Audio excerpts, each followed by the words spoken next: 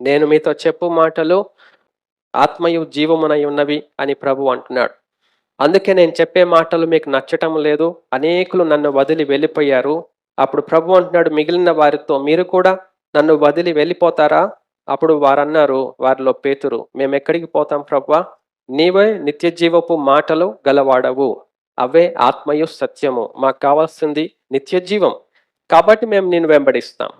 ప్రకృతి సంబంధులకు కావాల్సింది లోకంలో జీవించటం, బ్రతకటం, ఆహారము, సంపద, ఐశ్వర్యం, సుఖ సౌఖ్యాలు, ఆరోగ్యం, హెల్త్ అండ్ వెల్త్. ఈ లోకంలో కావలసిన విషయాల కొరకు ప్రకృతి సంబంధులు ప్రభు దగ్గరికి వస్తారు. వారు ప్రభునందు నిలిచి ఉండలేరు. ప్రభు వారిని గుర్తించాడు. ప్రభు చేత వారు ముద్ర పొందలేరు.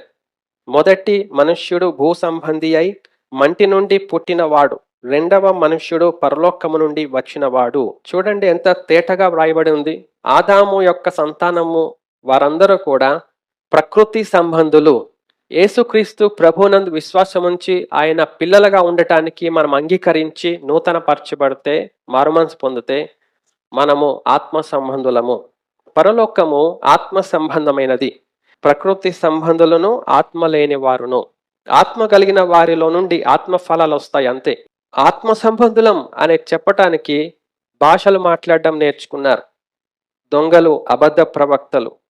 ప్రకృతి సంబంధులందరూ వారి వెనకాల ఈడ్చుకొని పోబడతారు. ఆత్మ సంబంధులు వివేచిస్తారు, వారు తెలుసుకుంటారు. కాబట్టి ఆత్మ సంబంధులు దేవుని పోలి నడుచుకుంటారు, ప్రభువుని అనుసరిస్తారు. ప్రకృతి సంబంధులు మనుషులను పోలి నడుచుకుంటారు, మనుషులను అనుసరిస్తారు. ప్రకృతి సంబంధులు ఈ లోకపు విషయాలను గ్రహిస్తారు, అవి వారికి కావాలి. ఒక మాటలో చెప్పాలంటే health and wealth all together. వీటిని ప్రకృతి సంబంధులు వారు గ్రహించగలుగుతారు, మనస్కరిస్తారు. వాటి కొరకు వారు ఆశపడతారు. అవి కావాలని ఎంతో తీక్షణంగా కోరుకొని వాటి కొరకే భక్తి కలిగి జీవిస్తారు. దేవుని వాక్యము ఆత్మ సంబంధమైన, పరలోక సంబంధమైన విషయాలు, మారు మనస్సుకు సంబంధించినవి, ఆత్మీయ సిద్ధపాటుకు సంబంధించినవి, ఆత్మీయ ఫలాలు మనలో నుండి రావాలి అనే విషయానికి సంబంధించినది.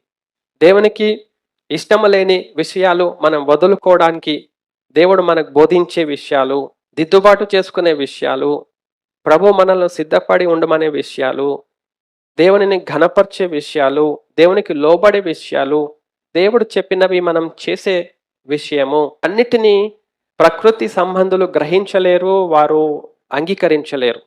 ఆత్మ సంబంధులు వాటిని అంగీకరించగలుగుతారు. మనం ఎలాంటి సంబంధులమో మీరు చూసుకోండి, మీరే పరీక్షించుకోండి.